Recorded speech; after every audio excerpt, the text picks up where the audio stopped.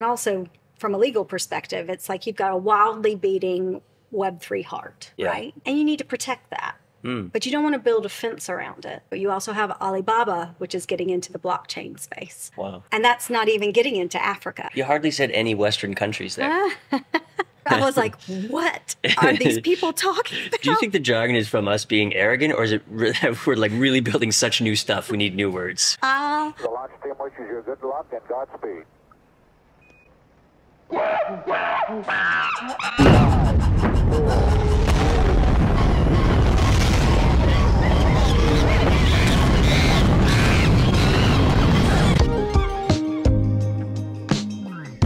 Space Monkeys blasting off with Chrissy Hill. She's the Chief Legal Officer of Parity, and we're really happy to have her on the show. Chrissy, thank you for being here on Space Monkeys. Thank you for having me, Jay. I appreciate the opportunity to sit down with you and have a chat. Absolutely.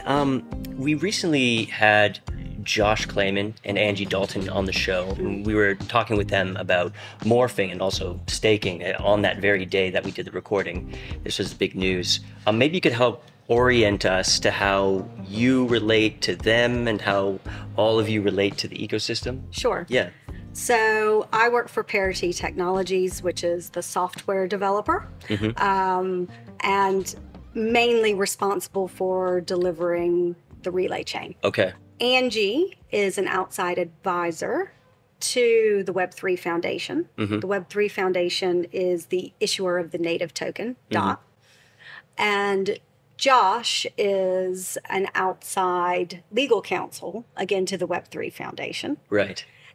I am internal legal counsel for Parity, again, the software developer, not the Web3 Foundation. Daniel Schoenberger is the Chief Legal Officer for the Web3 Foundation. He's the internal legal officer on the Web3 Foundation side. Exactly. How did you get into this blockchain world?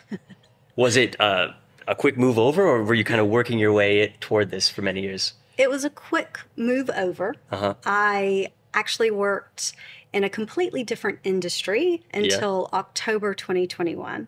So I was the Chief Operating Officer and General Counsel for Tony Blair's Institute for Global Change, so the former UK Prime Minister. Right. And I worked with him for 8.5 years. Okay. And his not-for-profit. Yeah. And at the end of 2021, it was time for me to strike out and do something new. Lockdown was quite intense from a personal and professional perspective. I was going to take 6 months off, and then I was approached about this job, and I was like, I'm not a fintech lawyer, right?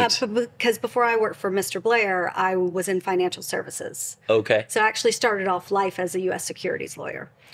Gotcha. And then struck out into compliance within an investment bank. I actually worked at Barclays Capital pre, during, and post financial crisis. Yeah. Then struck out to work in a different area of law and regulation with Mr. Blair. And then that's why people thought that it would be a natural fit for me to strike out into this area, because it is pioneering and new. And I had shown that I was capable and interested, which is not always true for boring lawyers, as some may say. But I think, you know, it's slightly unfair. But I always like to say I'm not your average lawyer. I like to take on these pioneering areas. So here I am. Interesting. With your work with Mr. Blair, what was interesting you about that work? And what was pioneering about that work as well? So he actually, towards the end of my time, in the last 18 months, started to get into tech for development. So looking at developing countries around the world and how technology can help those countries progress. So that, you know, was whetting my interest in the tech space. And everything that Mr. Blair did after leaving office was very unusual for a former UK Prime Minister or even a former world leader to engage in. I don't know what you're talking about at all. Like, what was he doing? Was it legal? So are you getting him out of trouble? No, it's a good question. No, never in trouble. Good. So there were two distinct areas for the Institute for Global Change. One was policy driven, so writing policies on different topics that then governments could look to, or political leaders could look to in terms of their own policy development. So it might be on fighting extremism, or the economy, or education, or tech. And then the second part of the Institute for Global Change actually involved advisors being embedded in presidents and prime ministers' offices around the world to help deliver the agenda for those particular presidents or prime ministers. Wow. And the Institute for Global Change helped with both. So when I first started in 2013, there were like 25 people. By the time I left in 2021, there were 530 jurisdictions around the world. Wow. Okay, Yeah. so you got a call? Somebody approached you about working Yes. for Parity? Yes. Interesting. What do you think they were after? What do you think they saw in you? And what did they need that you could provide? I think it was the ability to think outside the box. Really? And take some of these pioneering and new areas of law and regulation and make it work for people, and to help translate some of these more difficult legal concepts or technological concepts and make them digestible for people who aren't necessarily from the industry. Sure. So I'd like to think that is one of the things I bring to the table, because I'm a plain speaking Southerner. Oh, Jay, yeah. you Right. know? You just lay it out. Sure. But there must have been this huge learning curve, right? Oh for my yourself, gosh. right? Oh my gosh. Like, didn't you have to learn how to describe it to yourself first? Absolutely. So, What were some of the things that surprised you? oh, the jargon. The jargon is insane. Yeah. When I first, I was like, what are these people talking about? Do you think the jargon is from us being arrogant, or is it that we're like really building such new stuff we need new words? Or where on that spectrum? I think it's we're building such new stuff that we need new words. Yeah. I do also think that there is definitely a group identity there. Yeah. So if you know the language and you speak the language, So true. you then automatically connect. I Right. think, and that's fantastic to find your tribe like that, as people say. Right. But what it can do is actually exclude those who find the jargon or the tech or whatever it may be very opaque and not very kind of tangible. So I think that's where both sides need to work together to find some common ground, and that's like the translation part. So yeah, I love that. That's such a good insight. I've been trying my best with that steep learning curve Yeah. to identify areas where I think, now that I know more what I'm talking about, that I, don't forget how hard it was for me at first. Right. And then hopefully help other people not make the same mistakes, or just, get up the curve much, much faster than I did. Sure. Because I can share some of those insights. Because I did come totally fresh and was like, wow, this is a lot. Well, to be honest, you and I got in at around the same time. So Right. we've been at it for about the same time. Really? Yeah. Oh, okay, fantastic. So you can learn a lot fast because it's so fascinating, Oh my right? gosh, absolutely. Yeah. And from a legal and regulatory standpoint, right? When I joined in January 2021, that was actually my first day. Sure. The regulatory space was not nearly as active as it is today. Right. So from my perspective, my job, the last 6 to 8 months have just been unprecedented.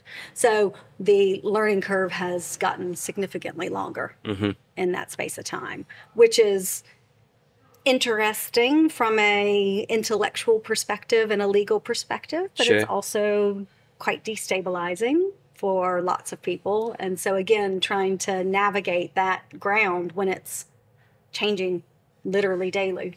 Wow. It's been great. It's what I wanted. But Yeah. sometimes I think, be careful what you wish for. Right. So as far as this external dialogue goes, who are you speaking with mostly? Well, talking with different trade groups. Trade groups. So, for instance, or maybe industry groups, I should call them, rather than trade groups. Sure, So sure. industry groups, whether it's Tech GC, so that's very active community for general counsels, chief legal officers that are focused on the tech space. Okay.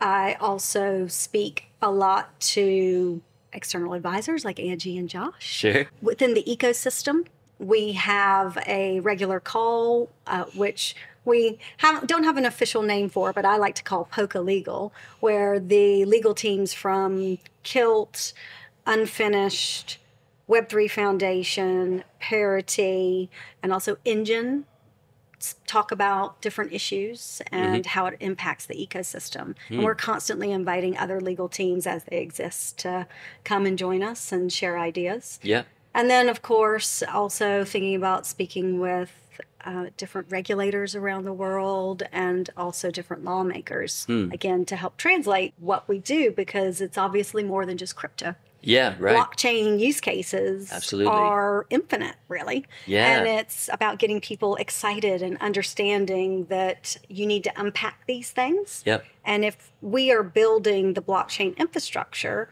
there are a number of different stops off that infrastructure train. Sure. Like if it were like the New York subway. Sure. Gaming is one, NFT is another, crypto is another. So, you know, and so on and so forth. What do you think the general feeling of regulation is with those who are regulating? Like, what are they speaking about? So I always tell this funny story about when I first joined, and I was in the UK with some lawmakers. One of the gentlemen asked me, he was like, "Oh, Chrissy, how am I supposed to take an industry seriously when they don't even spell hold or build the right way?"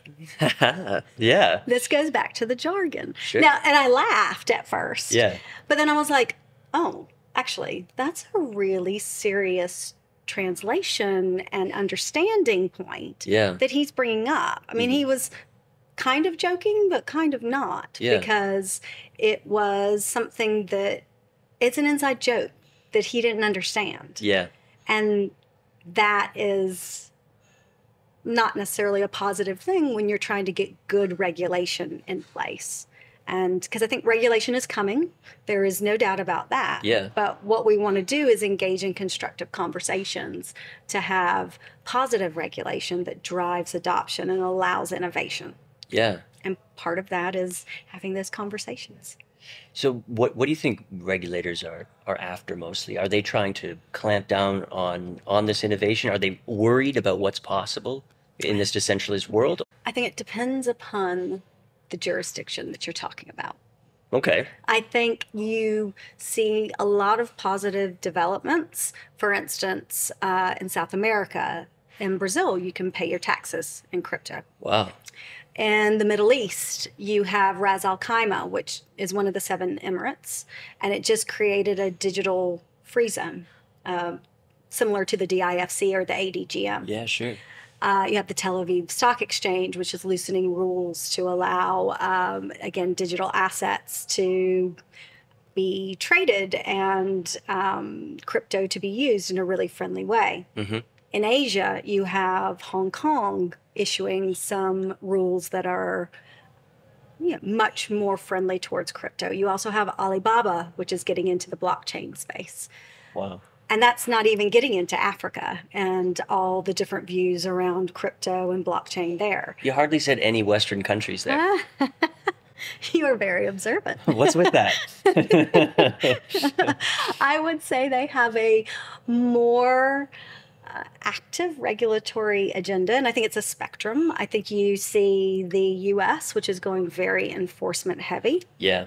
Then you have the EU, which is trying to bring in place MiCA, along with a constellation of other laws, which are new for the most part, which will regulate the industry. And then you have the UK, which is just issued a consultation at the beginning of Feb, and the consultation ends at the end of April, which is trying to use the existing set of rules, but expand them to accommodate digital assets. Right, right. So that's where I'm saying, depending upon what jurisdiction, what part of the world you're in, there's a very different approach. I mean, Australia has totally kicked the can. They've said, we're not making any rules until 2024. Oh, really? So, okay. Yeah, you just see different people handling things in very, very different and divergent ways. What do you think the ideal outcome looks like? I think that is a great question.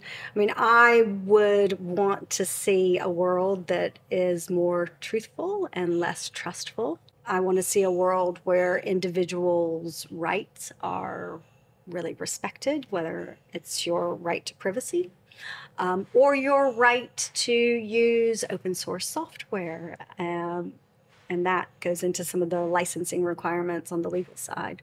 Also something that's secure and transparent, and where innovation is encouraged. Right. And people aren't afraid of these changes that I think the Web3 vision can make possible, which ultimately are very positive and will level the playing field around the world for lots of different people. I'm actually curious specifically what you think about emerging markets.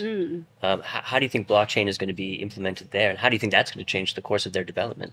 Well, I think in a lot of emerging markets, developing nations, they don't have the same red tape and bureaucracy that is inherent in more developed systems. Yeah. So blockchain actually gives them the opportunity to leapfrog, in some cases, some of the constraints that you would see in maybe more developed systems. So maybe decisions can be made easier. Maybe voting, for instance, could go straight on blockchain. Maybe health records could go, again, straight on blockchain. Right. I mean, we're not even getting into DeFi and things like that, but obviously in countries with unstable currencies or hyperinflation, crypto is really an important development. Yeah. Which, again, I think we have to lift our eyes up and see the whole world and all the different use cases. Yeah. Within the Polkadot ecosystem, do you see a lot of support for these emerging markets, or do you think maybe there's a ways to go there? I think that, you know, there are definite use cases, parachains, ideas that are being focused on and supported. I think there can always be more. Yeah. And I think also it's not just people building, it's also potential builders. So the Polkadot Blockchain Academy is really important, and targeting devs from all over the world is, again, an important component of what we're trying to achieve. Right. And I think that's how you support some of those less developed nations, and also the more developed nations. Yeah, sure, of course. Yeah. All right, so that's a good view of what you see outside, externally. Now I'll just get you to turn around, okay? Here you are looking at Parity. Yes. What do you see? Oh, well, it's sometimes hard to lift my head up, my own head up, to look at what's going on within Parity, because I am just busy with the day-to-day. Right? Yeah. Parity, I mean, we've grown a lot over the last year. Yeah. I think we've had like 200% growth. In headcount? In headcount. Yeah. So that is, I think, really important for supporting everyone's work and where we want to go in terms of being a software developer. Yep. And supporting deep engineering and our core devs, and that in turn will help support the Polkadot ecosystem. Sure. And I think we have a ways to go in terms of our culture, because we've grown so fast. There's no company that grows like that that doesn't have work to do on culture. And actually, you always have work to do on culture. It's a never-ending job. Yeah. But we're definitely starting to gel more and more under the leadership of Bjorn and others to come together as a coherent whole that is really looking to achieve some pretty fantastic stuff. Okay. Is there, I mean, I would imagine here you have these amazing, talented builders with their heads down, you know, just trying to build out their wildest dreams, right? Absolutely. And here they come up against the edge of reality. And I imagine often you are the one to deliver some sobering facts about the way the world works. Tell me a little bit about that interplay and interesting, yeah. And how you keep building in a regulated world. If I were to give myself a bit of advice when I first joined. Okay, sure. Like what I wish I had known. Yeah. I am so privileged to work with such talented, pioneering, amazing minds. Yeah, bet. And I wish someone had sat me down and said, Chrissy, you're working with artists, right? They're real creators. They're really building something new and exciting. Some artists, their medium is clay. some bronze, some canvas on oil. These artists use code to build. Yeah. You know, you need to remember that. And also remember that sometimes that means there's an artistic temperament that goes along with that creation process. Yeah. And so when it comes to talking about some of, you know, as I think, you know, you alluded to, some of the things that maybe aren't possible right now because of laws, because of regulation, because we're still trying to achieve a Web3 vision. Yeah. You know, when you deliver those messages, you have to think about how you talk about them in a positive, constructive way. Right. And I never start off with no. I can't start off with yes. I have to start off with perhaps or maybe or let's talk about it so I understand. Yeah. And I always come from a place of curiosity. And I think I've been able to build really trusting relationships with a lot of the key individuals within Parity so we can have really honest conversations. But that takes time. So you have a lot of ongoing conversations happening, a lot of moving parts, maybe people building over top of each other and...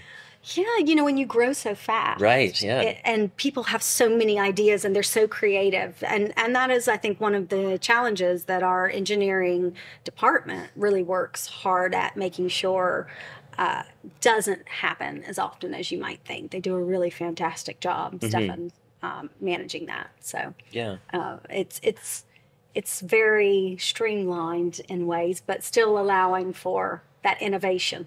Okay, so I want to get your take on this, if you don't mind talking specifically about American regulation just for a second. Okay. As an American living outside in London for the past 21 years, right. I will do my best. Part of that morphing process, we won't get too deep into that specifically, but there was this idea where we can say that we don't rely on a single entity to drive. We're not profiting from a single entity, right? But how do you think Parity falls into that? Is there a risk of Parity becoming that, you know, single entity that people rely on for profit? And is there a risk of returning back to kind of more of a security designation? How does Parity's continuation fit into that story? It's an interesting question, and I'm sure Angie and Josh would have spoken probably much more intelligently. We actually didn't get to talk about Parity in this regard, yeah. Okay, so, all right. Yeah.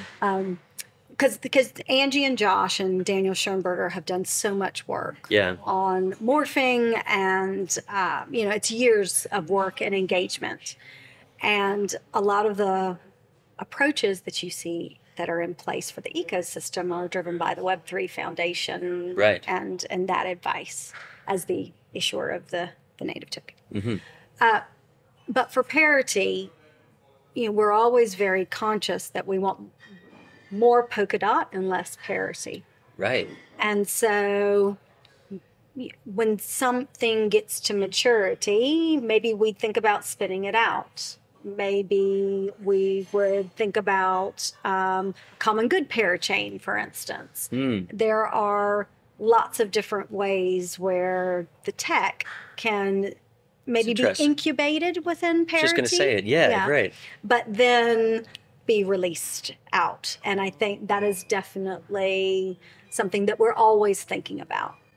Okay, fascinating. Yeah. So you're saying before we started recording that you were the first female member of the C-suite. Yes. And I actually never heard of the C-suite before.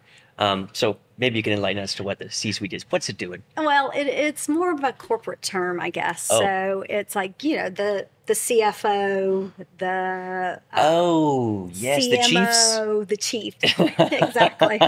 Okay. Exactly. Yeah, the chiefs. Exactly. All right. And I was hired as the first female member of the C-suite at Parity. So I was actually the first.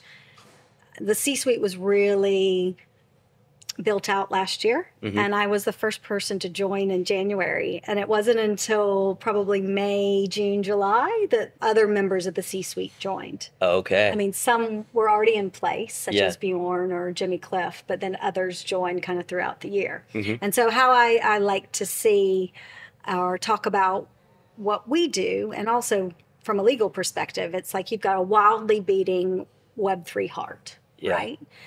And you need to protect that. But you don't want to build a fence around it. What you need is a protective mesh that allows the heart to beat wildly, but still gives it some structure and protection. So it, is not damaged. Yeah. And that's how I see our job as a leadership team. Right. And particularly from the legal perspective, because I think laws and regulation can obviously be very constraining, and Sure. and by nature, right? But we always want to make sure, again, that it's that we are approaching these topics in a way that makes sense for Parity and Yeah. for Web3 vision. Right. Absolutely. So what does that vision look like? Let's say it's a hard one, but 5 years from now, okay? You've been here for, you said 18 months, okay? 14 14? months. I'm not that much of a veteran yet, Jay. So, I mean, 5 years is a long time. I mean, in the regulatory landscape, the technology itself could look completely different by then, right? Yeah. But what sort of world do you hope comes about in 5 years? So I have a 12-year-old and a 7-year-old, both girls. Right. And actually, they are so far ahead with coding in their schools. Like, they're already learning Scratch and Python, and it's Sheesh. amazing. Oh, that is nice. And they're very interested in the STEAM field or the STEM field, Yeah. however you.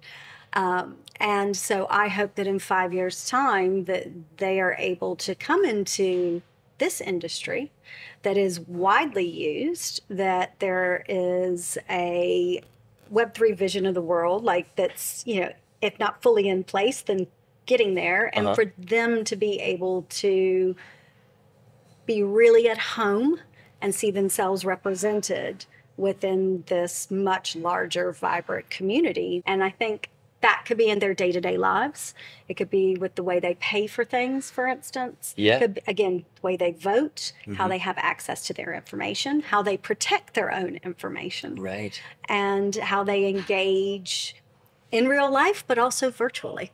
Sure. I don't know exactly what it's going to look like. I think it'll be interesting to see what happens with AI and also quantum computing. And, listen, So many variables. I'm a Gen Xer. Yeah. So the amount of technological change that I've seen in my lifetime alone. Oh, man, yeah.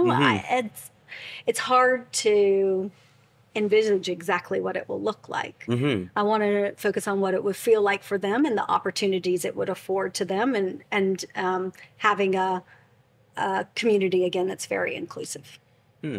With more women in the field, not only using the technology, but also building it, do you think the technology will change? Do you think think it'll be so. built different? In what ways? I think so. Okay. I'll give you an example. I Sure. think that diversity of thought is Yeah. hugely important, and that's just, it brings different perspectives to the Exactly. table. And sometimes you don't even recognize that you might have an unconscious bias or only be pulling data from particular data sources when there might be others available.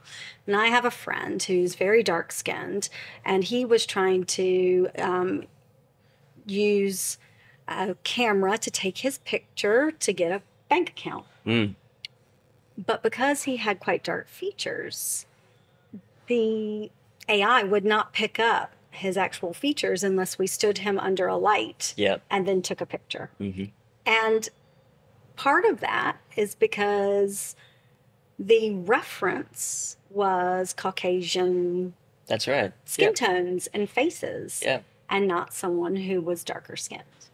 And that is something that if you have different people inputting into what's being built, you'll get different perspectives, which can only make things better. I totally agree with you. How can we expect to get to the truth with only a few points of view? Absolutely. And I think this all the time when I see kind of people building centralized structures within this decentralized world. I just think, well, how can you know that that's the right way if it's just you and a few people deciding it? Absolutely. Right?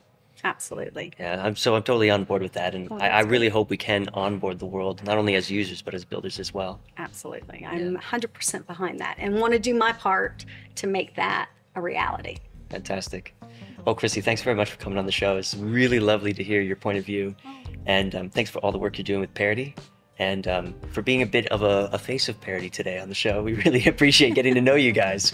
Well, thank you for having me, Jay. I've really enjoyed our conversation. I think you've asked some really insightful questions. And I'm not just saying that, I really mean it. Thanks very much. I would love to sit down with you again and have another conversation and bring also more people from Parity for you to speak to, because I think we have a unique perspective. I think the Polkadot ecosystem is so exciting. I really believe in it, and I feel like we need to talk about it more and our roles in the development of this ecosystem. Absolutely. All right, well, whatever city we run into each other next, we'll speak then. Where are we going? Someplace where they speak Spanish. How about somewhere warm? Okay, the beach. That sounds nice. I am definitely on the beach. Oh, yeah, perfect. Exactly. See you there. I'll see you there. Thanks, Chrissy. Thank you, Jay.